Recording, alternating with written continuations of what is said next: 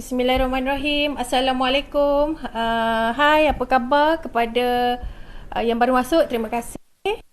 Mohon untuk share sesi ini. Okey, dan boleh juga tap screen tap screen ya untuk menandakan sokongan kepada kita punya sesi pada hari ini. Okey. Kita dah ada 7. Baru ada 7. Okey. Terima kasih kepada yang hadir. Tap skrin anda untuk kita share bersama sahabat-sahabat, kenalan-kenalan, anda punya kontak ya. Kerana ini merupakan satu sesi kita kata sesi ilmu, platform ilmu yang berkaitan dengan makan tu kerajaan ataupun lebih spesifik Kementerian Kesihatan bahagian pemakanan ya, berkaitan dengan piramid makanan Malaysia. Ramai yang minat ya piramid 2020 actually. Kalau kita tengok lalu dekat TikTok dan sebagainya, banyak yang cerita berkaitan dengan piramid makanan Malaysia. Ini merupakan satu perkembangan yang positif actually, menunjukkan rakyat Malaysia peka terhadap isu-isu pemakanan dan kesihatan dalam negara. Terima kasih kepada yang hadir. Mohon tap skrin anda, join sesi ini kepada semua kenalan-kenalan anda. Okey. Kita tunggu lagi ya. Kita tunggu lagi beberapa minit. Okey, sementara itu boleh sediakan pen dan kertas sekiranya perlu ya, untuk kita catat ataupun kita boleh prepare soalan-soalan ya. Jika penonton-penonton ada soalan, boleh prepare soalan-soalan untuk kita discuss dan dapat pencerahan. Baik, okey. Jadi saya nutritionist Rozalina Ismail,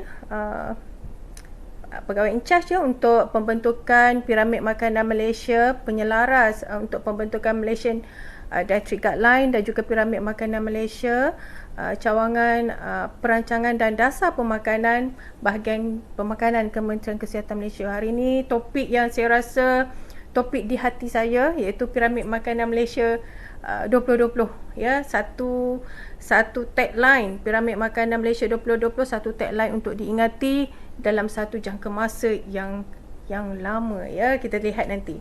Sila share dan mohon tap screen ya. Jika ada persoalan nanti boleh kemukakan soalan-soalan supaya kita boleh discuss.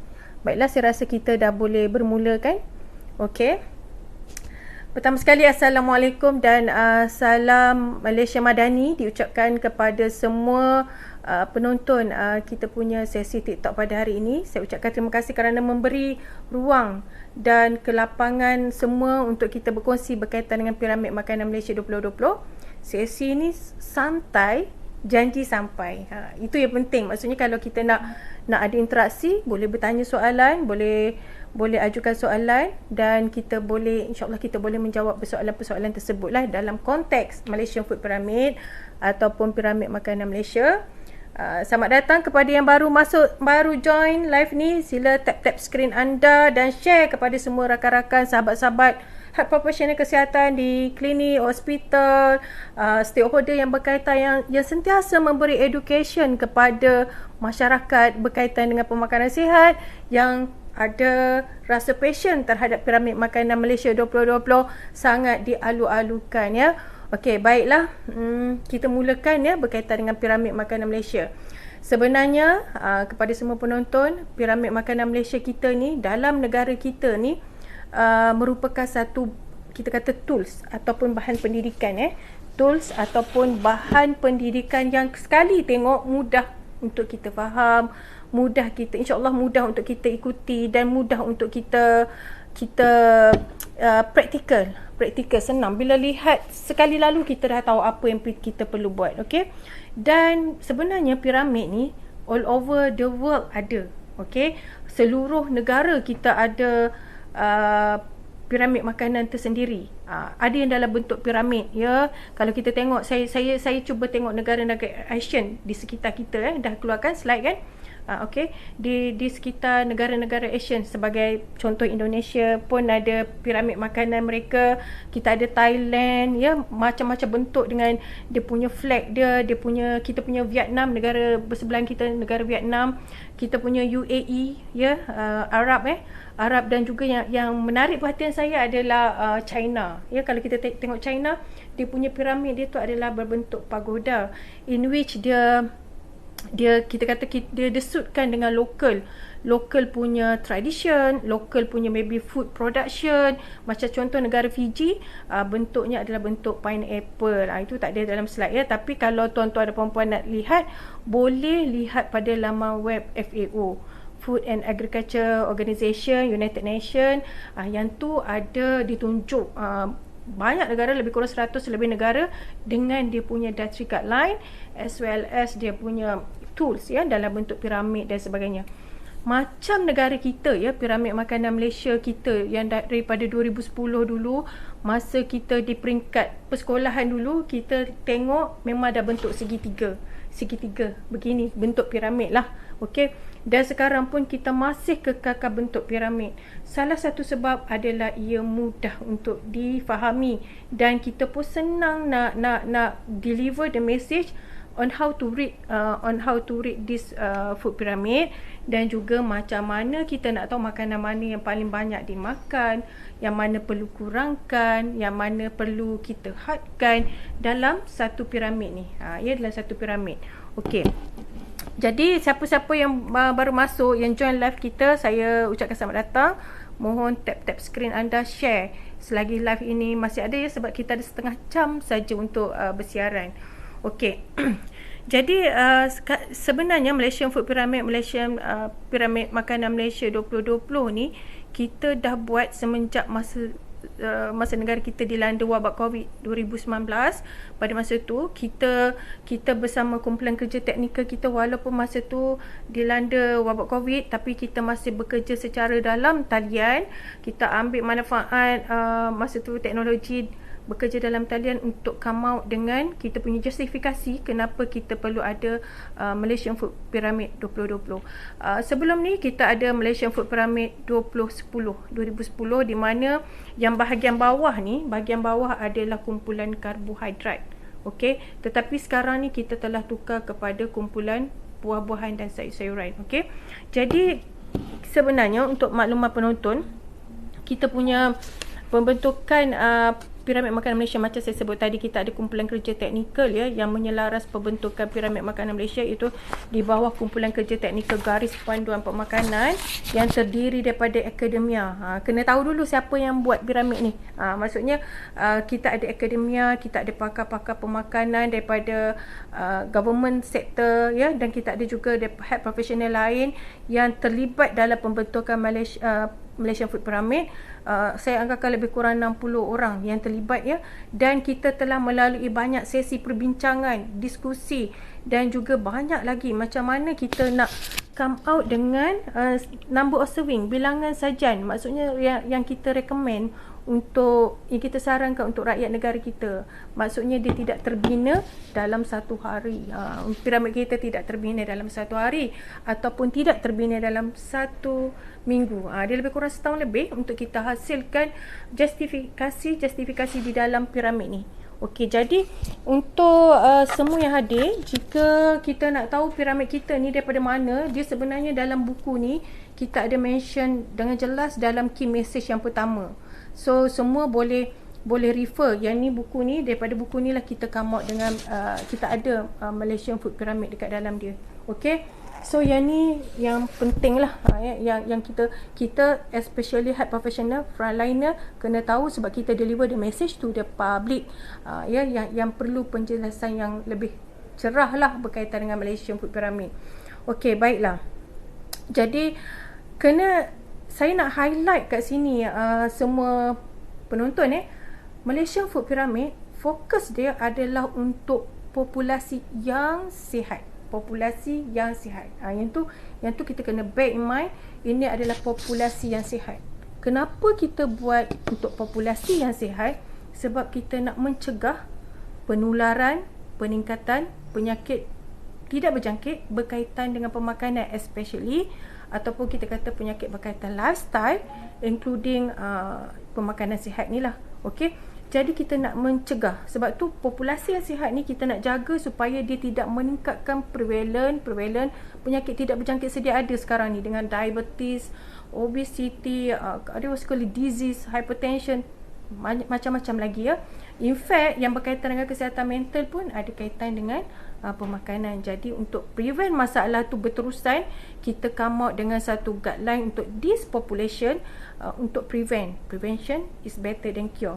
Jadi pemakanan merupakan salah satu, kita kata, method untuk mengekang peningkatan dan penularan penyakit tidak berjangkit berkaitan dengan pemakanan. Itu salah satu fokus kita. Kenapa kita hasilkan Malaysian Food Pyramid. Jadi kita tak boleh compare dengan makanan-makanan yang ada dalam ni dengan kejadian-kejadian penyakit-penyakit yang maksudnya diabetes, hipertensi. Itu untuk orang yang dah ada problem macam tu, dia ada perancangan menu khas, one to one dengan doktor untuk lihat dia punya cara pemakanan dia. Itu lain ya. Yang kita tengok sekarang adalah untuk populasi yang sihat. Okey. Jadi itu kumpulan sasaran piramid ni adalah mereka yang berusia 7 tahun dan ke atas. 7 tahun dan ke atas boleh refer kita punya piramid makanan Malaysia. Sebab tu kalau dekat sekolah kita ada buku teks, dalam tu ada isi kandungan tentang piramid makanan. Itu sesuatu yang langkah yang bagus ya untuk kita perkenalkan kepada student, kepada remaja sekolah tentang adanya pemakanan sihat ni melalui garis panduan melalui piramid makanan Malaysia. 7 tahun dan ke atas, including warga emas. Tapi dia tak termasuklah wanita hamil ke, ataupun yang bedridden ke, yang macam saya sebut tadi, yang ada penyakit ke, tidak termasuk ya. 7 tahun dan ke atas termasuk warga emas yang sihat boleh guna Malaysian Food Pyramid. Okey. Ada setengah yang pendapat mengatakan bahawa kita tak perlu tahu berapa banyak kalori kita perlu makan. Tetapi bagi saya, ataupun yang kita buat berdasarkan piramid ni, kalori adalah salah satu indikator kita nak tahu kita cukup ataupun terlebih pengambilan makanan. Okey, berbalik kepada piramid kita ni, piramid kita bermula daripada 1,500 kalori sehingga 2,300 kalori. Kita dah cover range umur kanak-kanak, remaja, wanita dewasa, lelaki dewasa dan juga warga emas dewasa. Kita dah cover kat situ. Okey. Jadi cuma perbezaan dia, kita ada number of serving yang sedikit berbeza antara remaja dan juga kumpulan makanan lain. Sebab remaja berdasarkan RNI 2017 yang kita ada, recent requirement dalam pemakanan rakyat negara kita ada recommended nutrient intake for Malaysia 2017 yang ni kita guna sebagai guideline untuk kira kalori, pengambilan kalori. Tetapi okey, soalan dekat WhatsApp. Macam mana nak tahu kita ambil sehari puan ni? Okey, soalan ni bagus sebab soalan ni memang ada dekat piramid kita ni. Okey. Sebagai contoh, wanita dewasa 2,000 kalori pengambilan wanita dewasa yang sihat 2,000 kalori pengambilan. Yang ni kita ada range, kita ada julat pengambilan setiap makanan. Macam saya kata tadi, kalori kita kena tahu. Tapi mungkin ada setengah orang kata susah juga kan orang public nak estimate the kalori.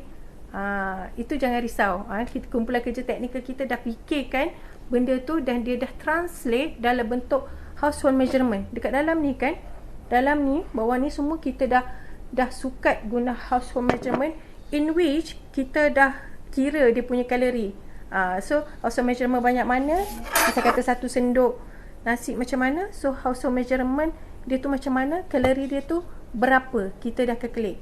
So ini pentingnya penggunaan household measurement dalam education pemakanan. Yang ni yang kita, maksudnya public boleh estimate menggunakan, tak payah nak timbang-timbang kat rumah, nak beli penimbang tak perlu, tapi menggunakan alat-alat isi rumah. Okey.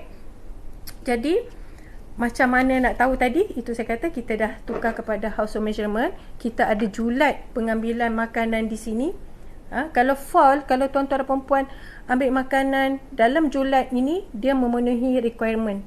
Okey, tetapi jika melebihi, misal kata wanita dewasa, dia ambil 3 sampai 6 sajian karbo, dia ambil 6 sajian karbo, itu telah melebihi requirement. Okey, cara nak baca piramid. Okey, cara nak baca piramid. Cara nak baca piramid ni, kita kena lihat daripada bawah sampai ke atas. Okey, bawah sampai ke atas. Yang paling bawah ini menunjukkan kumpulan makanan yang perlu diambil dengan lebih banyak. Okey, dalam sehari. Sebagai contoh, kita ada sayur. Kat sini sayur kita semua letak dalam gelas supaya senang nak sukat lah. Okey, nak estimate, maksud saya kita senang nak estimate. So dalam grup yang kat bawah sekali, yang paling banyak kita perlu ambil adalah sayur dan buah-buahan.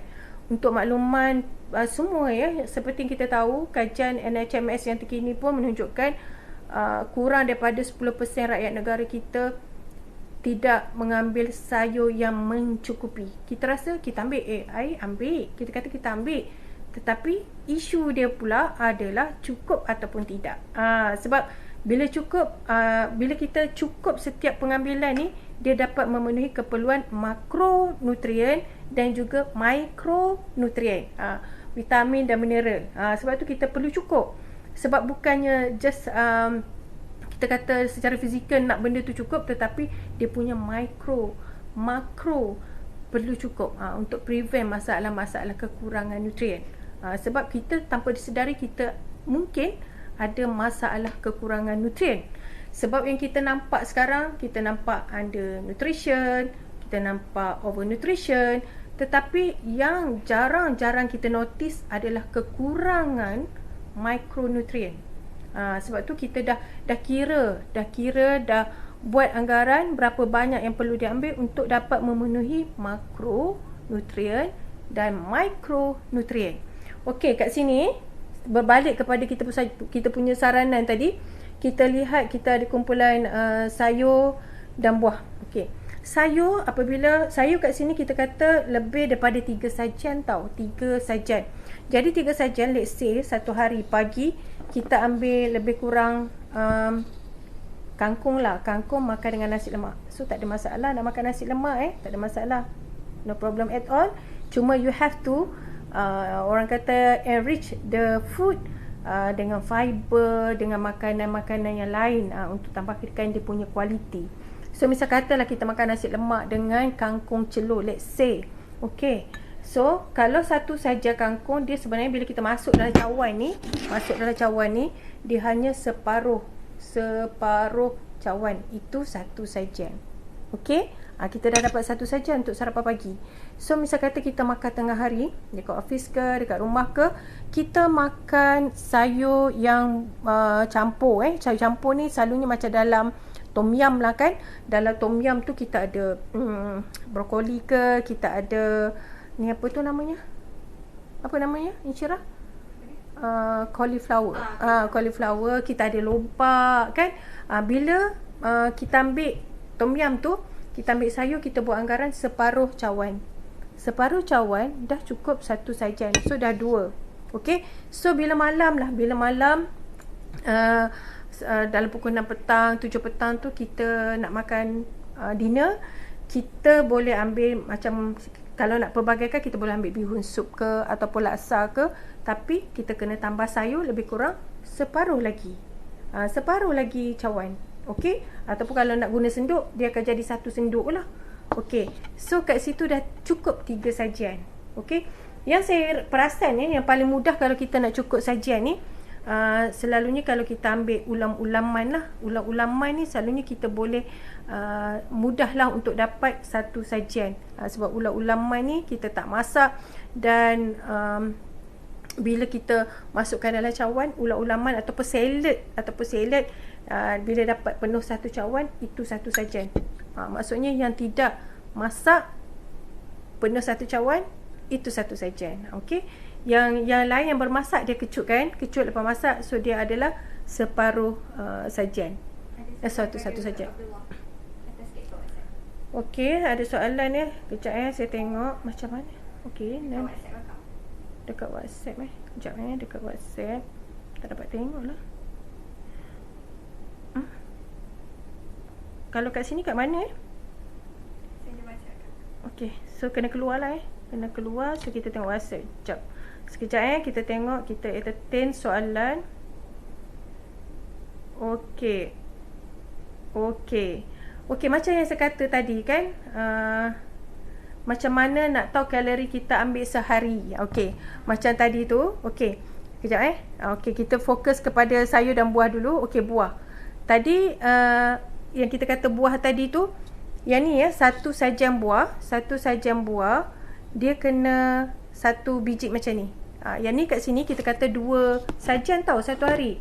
So 2 sajian makanan kat sini. 2 sajian. Contoh kita bagi limau ataupun apple. Dah cukup satu sajian. Nak makan tengah hari ke malam ke terpulang Okey. Dan yang paling mudah kan kita nak tengok, kalau misal katalah kita ambil buah pisang. Pisang paling mudah nak dapat 2 sajian, sebab satu biji yang biasa tu, pisang berangan tu, itu dah satu sajian. So bila you makan pagi ataupun tengah hari ataupun pukul 10-11 ke you makan, then you makan balik malam, satu kali satu biji lagi, so dah dapat 2 sajian. Ataupun mangga pun senang juga nak dapat satu sajian, because nak dapat 2 sajian sebab 2 sajian mangga dia separuh biji mangga adalah satu sajian. So dalam satu hari you kena makan satu sajian, satu biji saja untuk memenuhi 2 sajian. Ini saya nak maklumkan yang hanya untuk seorang individu lah yang saya cerita ni. Tetapi misal kata dalam isi rumah you ada anak, ada isteri, ada suami, you kena buat anggaran untuk setiap individu.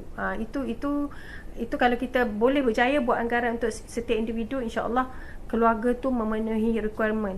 Jadi makanan kat dalam ni juga sebenarnya tuan-tuan dan puan-puan, kalau kita tengok adalah local food yang available, dan yang kita tengok yang mempunyai harga yang kita kata orang kata yang boleh affordable lah untuk rakyat negara kita. Sebab tu kita letak pun makanan-makanan yang local food, local ground pun boleh macam kita ada tembikai, betik jambu batu pun mudah juga kalau kita nak dapat satu sajian, sebab jambu batu sebiji tu menunjukkan 2 sajian lah. Separuh biji jambu batu satu sajian.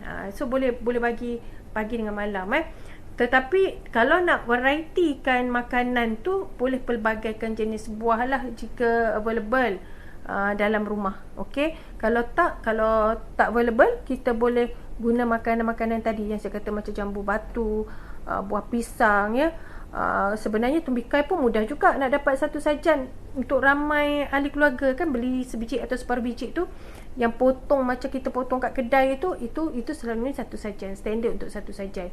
Betik pun sama, standard untuk satu sajian, yang macam kita biasa potong beli kat kedai tu, yang kecil-kecil tu kan, yang beli kat kafe kan, insyaAllah kita boleh dapat dalam satu sajian. So antara buah-buah yang kebiasaannya kita boleh dapat lah. Okey. Soalan dekat WhatsApp atas sekali daripada aku.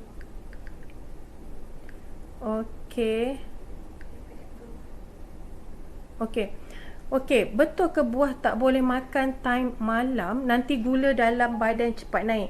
Okey, sebenarnya waktu makan yang terbaik tu adalah kita kata 3 jam sebelum kita tidur. Bayangkan 3 jam tu, misal kata kita digalakkan tidur awal, pukul 10 tu dah tidur. Okey, pukul 10 dah tidur. So 3 jam, bayangkan around pukul 7, pukul 6, 7. So that one is the best time to have your dinner, to have your last meal, terutama untuk orang yang tak ada masalah apa-apa, yang sihat, yang tak ada apa-apa penyakit. So tak ada masalah you nak makan time tu, you nak makan buah ke, nak makan makanan berat ke, time tu doesn't matter. Okay, tapi pastikan you selepas makan tu ada jarak 3 jam sebelum tidur. Okay, jadi bila kita kata berkaitan dengan makanan lagi satu kan, ada juga isu, ada orang tanya, piramid makanan ni kenapa ada yang pelbagai jenis, ada yang ada roti putih dan sebagainya. Okey, kita letak dalam piramid ni adalah makanan yang biasa dimakan oleh populasi rakyat negara kita yang sihat. Jadi orang yang sihat dia ada tendensi untuk makan banyak jenis makanan dalam negara kita. Tak kira lah yang tinggi fiber ke, yang kurang fiber ke, macam dekat dalam yang gambar yang kita letak ni, dalam piramid kita letak ni, ada biskut cream cracker, ya.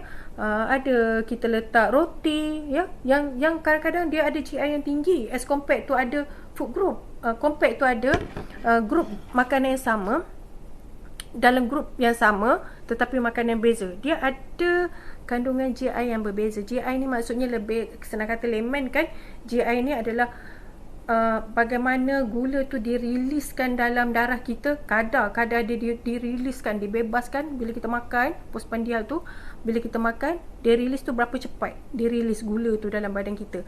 Kalau GI tu tinggi, dia lebih daripada 50 tau, dia satu method kategori ya GI ni.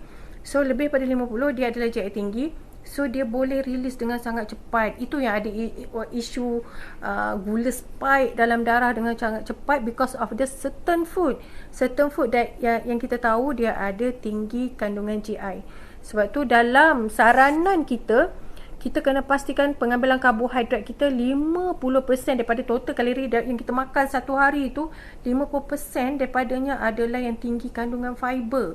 Sebab tu kita letak kat sini pelbagai jenis makanan, tetapi kena tahu jenis yang mana dia tinggi fiber, yang mana selalunya bila tinggi fiber ni dia kurang GI dia. Dia stable, bila release dia stable je dalam gula kita. Itu the best ya. Kalau orang kata insulin resistant ke apa ke, better you cari yang GI rendah. Okey.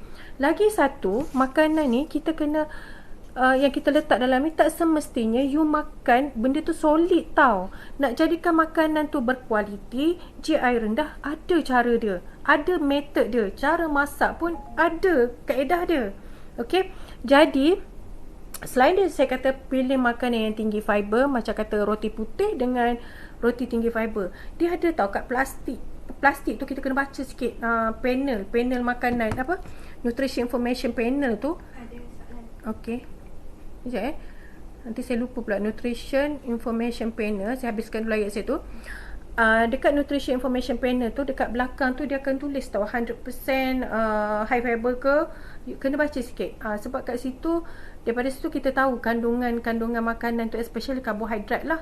Okay, so bila kita tahu kandungan tu, kita akan boleh compare dalam grup sama yang mana the best for you lah. Okay, sekejap you share dekat ni WhatsApp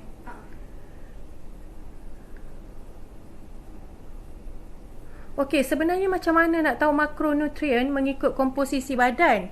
Okey, makro.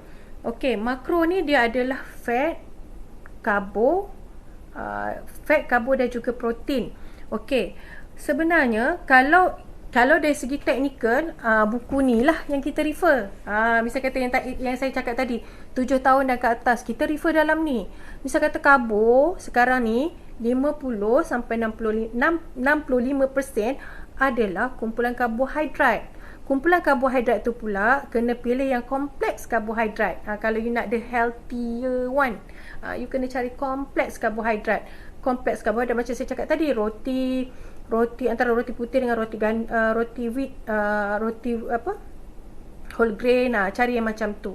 Ataupun kita kata tubers, yang apa, sweet potato yang tinggi kandung, yang kita kata tinggi fiber. Okey, kalau protein 10 hingga 20%. Okey, kalau itu dari segi teknikal tau, maksudnya kena baca kat sini. Tetapi dari segi praktikal, kita dah translate pun dekat piramid kita ni berapa banyak. So kalau misal kata tuan daripada kumpulan orang lelaki dewasa, tuan ambil yang ikut saranan kita ni, memang dah cukup tuan punya keperluan makronutrien. Makro bila kita kata makro, kita kena ingat fat, kita kena ingat protein, kita kena ingat karbo. Kalau mikro, yang tu yang vitamin, yang tu yang mineral. Mineral yang lain tu. Itu pun cara dia sama juga. Nak tengok kalau teknikalnya, buku ni lah guideline kita. Tapi praktikalnya, piramid ni.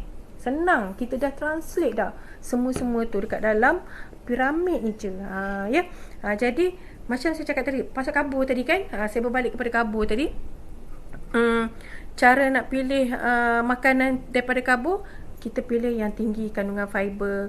Okey, kita dah letak gambar-gambar kat sini, ya. Dia ada dua-dua lah kat sini, ada tinggi GI sikit, ada yang GI yang rendah sikit. Sebab saya kata tadi macam tadilah, tendensi untuk orang sihat makan tu memang pelbagai. Yang tinggi GI lah, yang kurang GI lah, yang tinggi fiber lah, yang kurang fiber lah.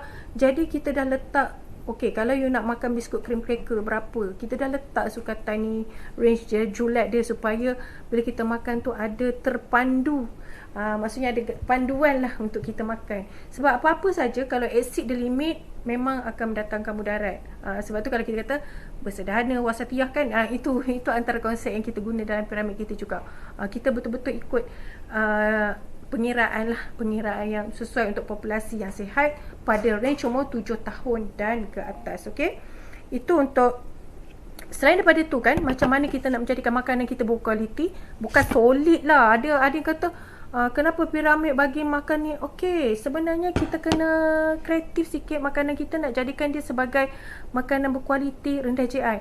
Kajian menunjukkan ya, makanan yang kita makan yang complete meal, misal kata nasi, dia ada sayur, dia ada protein, dia ada maksudnya dia ada legium dan sebagainya. Okey, ada telur dan sebagainya, protein lah dengan sayur. Dia punya GI nasi tu akan turun. Hidangan tu dia akan jadi complete meal yang rendah. Sebab tu bila kita makan sesuatu makanan tu, kita try to gandingkan dengan makanan yang lain. Macam kata roti putih. Kalau makan roti putih saja, GI tinggi, masuk dalam badan, zup, terus spike your glucose level. Tapi bila you modify dia kepada sandwich, you letak telur kan, scramble egg, you letak sikit, nak letak minyak apa-apa, you letak sikit lah dressing dia ke, ataupun you letak salad, ada tomato, dia automatik makanan tu jadi rendah GI dia. Saya pernah terbaca satu kajian later saya 2021 berkaitan dengan GI sesuatu makanan juga. Contoh macam sago yang dekat Sarawak tu, dengan pasta, tetapi pasta ke apa ya, yang macam makaroni, pasta macam tu lah, tapi dia dalam dengan sup ayam. Pasta tu dalam sup ayam. Pasta dengan sup ayam, GI dia rendah as compared to yang sagu tadi tu. Nampak kat situ dia punya match makanan tu dengan benda lain, dia boleh low GI. Sebab tu bila kita kata kenapa sarankan makanan macam tu, sebenarnya nak bagi tahu yang kita perlu ada modifikasi cara kita masak, cara kita matchkan makanan kita. Sebab tu bila kita makan perlu ada sayur, ada buah, ada protein yang lain supaya GI tu cantik, gula pun stable ya. Macam tu. Lagi satu, cara memasak. Cara memasak juga mempengaruhi makanan kita tu. Okey. Betul, kurangkan makanan yang kita kaedah memasak yang boleh meningkatkan inflammatory. Okey. Kejap cara masak saya takut saya lupa. Saya tengok soalan dulu. Okey. Kalau ibu mengandung, suggested makanan macam mana? Okey, soalan yang baik. Sebenarnya kita ada siri panduan diet Malaysia khas untuk wanita hamil. Jadi untuk wanita hamil, kita tak guna piramid. Dia ada tambahan nilai kalori, jumlah protein yang kena diambil, dia ubah ikut trimester. Trimester 1 macam mana, trimester 2 macam mana, trimester 3 macam mana, lepas bersalin 6 bulan macam mana. Dia ada cara dia. Jadi yang tu kita tak buat dalam bentuk piramid, tetapi kita buat dalam bentuk jadual, dan dia ada dalam rujukan kita yang lain, iaitu Malaysian Maternal Dietary Guideline for Malaysia. Soalan yang bagus ya, tapi yang piramid kita ni untuk orang yang sihat, yang tidak mengandung, wanita tak mengandung, warga emas yang sihat, yang tidak terbaring, bedridden dan sebagainya ya. Semuanya yang sihat ya. Untuk wanita hamil memang kita punya nutritionist di lapangan, dilatih ya untuk one to one ya, bagi pendidikan pemakanan yang sihat untuk wanita hamil yang sihat. Macam mana you nak makan throughout your pregnancy phase tu. Gitu. Boleh kan? Lepas tu Tadi saya kata cara masak Okey. Cara memasak tadi tu yang saya kata kita reducekan masakan yang mungkin boleh menyebabkan inflammatory. Okey, kalau kerap sangat masak makanan yang berminyak kan, ataupun banyak sangat masak tu kita add flavor, garam, MSG dan sebagainya, itu pun boleh meningkatkan kita punya menjadikan makanan kita tu memberi kesan yang tak bagus lah. Okey, jadi kita galakkan wholesome food, makanan natural, makanan yang kita kata kalau proses pun minimally processed food, minimum je kita proses dia. Okey, untuk pastikan makanan kita tu lebih sihat dan makanan kita tu sebagai ubat, kan, ataupun prevention, pencegahan ya. Okey, contoh okey, macam kat sini yang saya cakap tadi tu pasal buah dah. Okey, pasal kita punya makanan karbohidrat tadi tu. Karbohidrat kat sini macam mana nak tahu sajian dia 3 hingga 5 sajian. Tapi untuk remaja 15 sampai 18 tahun dia kena lebih 1 sajian karbo. Sebab dia orang bayangkan dia orang tengah aktif, tengah bertumbuh, perlu banyak energi kan. Tapi kalau kita yang dewasa, warga emas, kita dah fasa aktif tu dah kurang, banyak aktiviti duduk. Jadi range ni adalah yang disarankan 3 hingga 5. Okey, 1 sajian nasi, sebagai contoh kita nak makan nasi, 1 sajian nasi adalah 2 senduk yang begini. 2 senduk yang begini. Kita guna senduk ni. Kita tak guna senduk saiz lain ya. Kita guna senduk saiz ni yang kita cedok secara tidak membumbung. Ya, rata je. Rata. Okey. 1 sajian adalah 2 senduk. Okey. Dan misal katalah kita makan nasi lemak tadi, nasi lemak yang pagi tadi tu, kita makan 1 sajian, 2 senduk. Sebenarnya kalau tuan-tuan dan puan-puan makan ikut konsep suku-suku separuh suku karbo, suku kumpulan protein dan suku lagi setengah lagi adalah sayur dan buah, insya-Allah dia kenyang. Ya. Isu kita ni, kita dah terbiasa makan banyak tau, melebihi kapasiti perut. So bila kita dah terbiasa makan banyak, bila kita makan sikit, dia tak memenuhi kebiasaan tu. Jadi kita dah terbawa-bawa. Ya, sebab tu pendidikan pemakanan sihat ni kena bermula daripada kanak-kanak. Sebab tu kita dah ada pun Malaysian Dietary Guideline for Children and Adolescent. Bermula pada zaman kanak-kanak. Sekejap ada soalan lagi.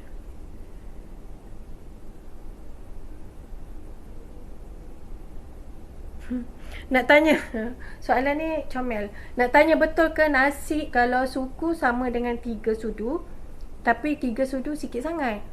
Bukan 3 sudu makan ni 3 sudu makan ni. 3 sudu tidak. Ya. Suku tu lebih kurang 2 senduk 1 sajian. Okey, 1 sajian. Pinggan sihat dia tak sama dengan piramid Pinggan sihat ni dia ajar kita macam mana kita nak estimate makanan untuk 1 kali makan. Untuk makan tengah hari, berapa nak estimate, berapa banyak nak ambil. Okey, itu nak mudahkan public.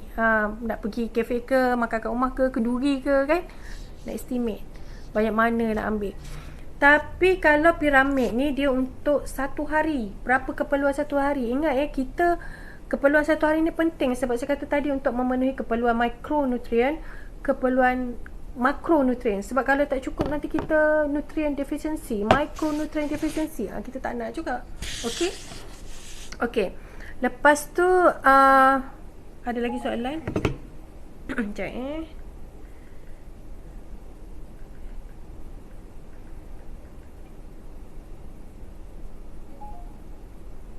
Okey, kenapa orang cakap tak boleh makan buah yang tinggi gula? Boleh dapat kencing manis ke? Okey, buah ni dicipta oleh Allah SWT memberi banyak kelebihan dan nutrien ya. Jika kita orang yang sihat, dia tidak akan ada isu dengan makan buah ya. Tetapi orang yang ada diabetes mellitus perlu consultation daripada doktor untuk macam mana makan buah dan jenis buah-buahan yang mereka boleh makan, sebab mereka dah ada isu berkaitan penyakit. Sebab mungkin kita nak kontrol dia punya insulin dia. Mungkin ada yang dah dapat ubat. Ya, sebab dia ada drug interaction dengan nutrien juga. So dia dah dapat ubat metformin ke dan sebagainya. Mungkin dia dah makan insulin, dah start insulin, ataupun mungkin dia ada insulin resistant dan sebagainya. Dia nak kontrol supaya dia tak dapat diabetes dan sebagainya. So ini isu-isu yang lain selain daripada piramid makanan Malaysia lah. Okey, piramid ni kalau tuan-tuan perempuan dapat memenuhi, kalau buah ni kan 2 sahaja satu hari pun dah memadai. Cuma kita ada, misal kata kalau kita kata makan buah yang tinggi kandungan gula kan, kandungan lemak macam buah durian ataupun buah rambutan yang bermusim, sebab tu kita ada amount yang kita boleh makan. Macam saya cakap tadi lah, semua perkara kalau berlebihan dia mudarat. Tapi kalau kita ambil dalam yang sepatutnya, dalam range yang sepatutnya, insya-Allah dia memberi manfaat. Macam tu. Jadi untuk orang yang sihat dan sebagainya, range 2 sajian tu dah sangat optimum, dah sangat memadai. Okey. Dan lagi satu, ni saya nak highlight ya untuk protein. Protein kita protein ni penting ya untuk pertumbuhan muscle kita. Muscle terutamanya untuk remaja dan untuk kita sendiri, warga orang dewasa dan juga warga emas. Sebab muscle ni penting untuk, orang kata lah, layman kata, kita kata tempat pembuangan glukos ni. Jadi siapa nak kontrol dia punya blood glucose, kita kena ada muscle. Ada muscle, cara pemakanan dia kena ada sumber protein yang high value protein. Okey, selalunya high value protein ni daripada sumber haiwan. Kita ada ikan, kita suggest ikan setiap hari 1 ekor. Seorang tu kena makan 1 ekor ikan setiap hari. Dia senang kata saiz macam saiz ikan kembung macam tu. Okey, dan the best thing is you also can get your protein from plant sources. The best is kita punya kekacang dan legume. Kekacang dan legume ni bukan setakat dia bagi tinggi fiber, dia ada fat yang healthy, dia ada protein yang bagus, asid amino bagus. At the same time, they can help to control your insulin. Yang ni, yang bagusnya kekacang dan legume ni. Okey, sebab tu legume ni satu hari kita galakkan makan 1 sajian. 1 sajian daripada mana? Daripada benda yang senang lah kita nak dapat, daripada tahu, let's say. Sebab tu dalam ni kita letak tahu. Tahu senang je nak makan dia dan nak dapat dia. Sebab tahu ni 1.5 keping, 1 keping setengah tahu tu bersamaan 1 sajian, equal tu 1 ekor ikan. Tapi dia kena maksudnya dia tak boleh tak ambil ikan lah, you ganti dengan tahu. Kalau orang yang kita, maksudnya tahu ni kita kata sumber legume ni memang perlu ada dalam diet. So 1.5, 1 ketul setengah tahu ni you kena ambil setiap hari.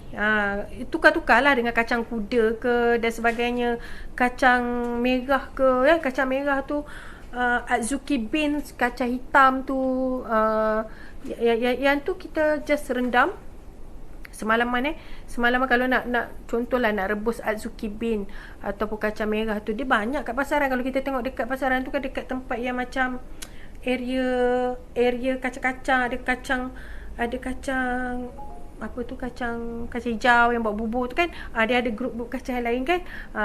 So kita boleh masak bersekali dan simpan dalam bekas lah. Tapi cara nak masak dia, ada setengah orang dia kembung tau. Ada setengah orang kembung sebab dia ada satu bahan dalam tu yang boleh menyebabkan bloating juga.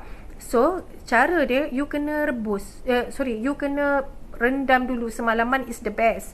Tapi kalau setakat 2 jam pun okey. Dan lepas tu baru you rebus. Okey, bila you rebus tu, salah satu kelebihan bila kita rendam awal ni, dia senang pok lah. Orang kata senang pok tu maksudnya senang masak. Dan satu lagi, dia dah remove bahan yang menyebabkan kita bloating tu. Yang tu sangat bagus. Lepas tu kita simpan dekat dalam bekas, letak dalam peti ais. So bila you nak makan dengan you punya salad ke, nak makan dengan nasi you ke, nak masak dekat dalam makanan macam kari ke, you boleh masukkan kacang-kacang tu. Bagus dia bagus sebab dia memang help to regulate your blood glucose level kacang-kacang ni. Selain dia ada asid lemak perlu kat dalam tu. Yang tu the best lah. Orang kata the miracle about legume and beans and nuts. Tu dia. Okay. Cuma kita kat sini kita kena saya rasa kena ada inisiatif lah untuk kita pelbagaikan resepi masakan kita untuk kacang-kacang ni. Saya rasa dah tiba masanya. Macam nutritionist kan, tolong keluarkan idea, ataupun health professional kita keluarkan idea macam mana nak masak makanan kekacang ni kan. Sebab kita tak biasa, kita bukan Mediterranean diet kan yang biasa dengan kacang-kacang dan sebagainya macam negara-negara sebelah sana. Tapi sebenarnya kita ada sumber-sumber kacang kat dalam negara kita ni, tapi sayang kita tak gunakan dengan maksimum. Selain daripada buat kuih muih tu, kita boleh masukkan dalam hidangan makanan kita. Yang ni perlukan idea-idea. Kalau chef-chef ke, kalau siapa lagi yang kreatif yang ataupun tiktoker ke yang nak buat resepi-resepi pasal kacang ni atau legume and nuts, sangatlah dialu-alukan ya. Yang sebab sekarang ni orang kata pertukaran ilmu tu sangat mudah. Sangat mudah dan sangat interaktif dan sangat mudah lah kan. Okey. Okey, kita dah habis masa dah ni dah terlebih dah pun masa. Betul ke nasi baru masak GI lebih tinggi daripada nasi sejuk? Yang ni kita ada juga yang kajian menunjukkan begitu bahawa nasi sejuk ni dia punya GI dia sedikit rendah berbanding GI yang baru, nasi yang baru masak. Tapi macam saya kata tadi lah, kalau you nak rasa secure, nasi you tu jarang kita makan panas ke ada orang makan panas, tak elok juga makan panas. So biar dia sejuk sikit dan you match dengan makanan sayur, protein tadi, then you ada rasa secure nak makan. Okay, GI saya dah rendah daripada saya makan nasi sahaja ataupun makan nasi dengan lauk sahaja, contoh dengan ikan je ke ataupun ayam je ke. GI tu mungkin sedikit tinggi as compared to makanan yang meal dia tu complete dengan sayur, dengan legume dan sebagainya. Itu kita kata how you increase your quality of your meal. Cara dia macam tu. Kita kena berbagaikan. Tidaklah, jangan tengok piramid ni kita terus kata piramid ni suruh makan ni. Tak macam tu, dia ada kaedah-kaedah dia. Sebab tu dalam kita punya Malaysian Dietary Guideline 2020 ni kita ada banyak saranan macam mana you nak modify you punya makanan, nak increase the quality of your meal, makanan tu Okey. Yang kat atas ni susu selain daripada grup ni telur is the best protein sources yang saya rasa complete So boleh je makan telur, tak ada masalah. Tapi kalau saya sendiri, saya tak jarang lah nak goreng-goreng itu apa semua. Kita buat scramble egg, kita rebus macam tu je. Okey. Dan kita letak atas roti kan, ataupun nak makan dengan apa lagi. Sebenarnya saya banyak tengok kat TikTok sekarang ni cara nak masak telur. Banyak sangat. Memang best idea dia, telur dengan tahu. Memang best. Cubalah tengok macam tu. Memang bagus lah. Orang-orang kat dalam negara kita dah ada info pemakanan mereka sangat bagus Okey. Tapi perlu diingatkan kita ada guideline kita yang kita sentiasa update dari masa ke semasa. Sebab tu kita mohon untuk semua yang berminat berkaitan dengan pemakanan, kita boleh lihat kita punya laman web kita untuk sentiasa dapat update lah. Okey. Dan seterusnya kumpulan susu dan produk tenusu. Yes, susu ni memang dia ada kalsium. So memang dia membantu kita punya kalsium intake susu Tapi macam saya kata tadi, jika kita compete dengan sayur-sayur berdaun hijau dan sebagainya, dia lagi tinggi pengambilan kalsium kita. Dalam daun hijau pun ada tinggi kalsium Jadi susu, kalau remaja dia lebih 1 sajian, tapi kalau kita orang dewasa 2 sajian Lepas tu kalau tak nak minum susu, alternate dengan something yang healthy. Ini untuk yang saya cerita ni untuk orang yang sihat kepada yang baru masuk piramid makanan Malaysia. Kita adalah untuk orang sihat, untuk orang yang ada tendensi untuk makan pelbagai jenis makanan. So piramid makanan ni dia merupakan satu complete set yang ada pelbagai makanan tersebut, dan kita letak saranan berapa banyak you kena ambil dalam satu hari supaya you tak acid. Okey. Contoh macam yogurt. Yogurt boleh jadi alternatif kepada susu. Plain yogurt, Greek yogurt is the best. Tapi kalau you rasa nak sedap, you tambahlah flavor sendiri dengan buah-buahan, dengan chia seed ke apa ke dan sebagainya. Itu dia jadi sedap secara orang kata wholesome food lah. Tidaklah kita bergantung kepada yang dah ada flavor dan sebagainya. Okay, sebab sometimes ada flavor ni dia ada added sugar. So kita nak kurangkan pengambilan gula tu, kita tambah sendiri buah-buah dan yang sesuai kacang-kacang dalam kita punya yogurt. Memang refreshing, memang sedap lah. Okay, memang enjoy lah kita makan makanan tu. Okay, atas sekali ada yang cakap juga, kenapa bahagian makanan letak kita punya kumpulan grup atas ni yang banyak macam tomato, kicap, sos dan sebagainya. Itu yang saya kata piramid makanan ni dia menunjukkan makanan untuk orang sihat, biasa dimakan oleh orang ramai. Dan kat sini kita nak suggest dia punya recommendation, jumlah saranan tu.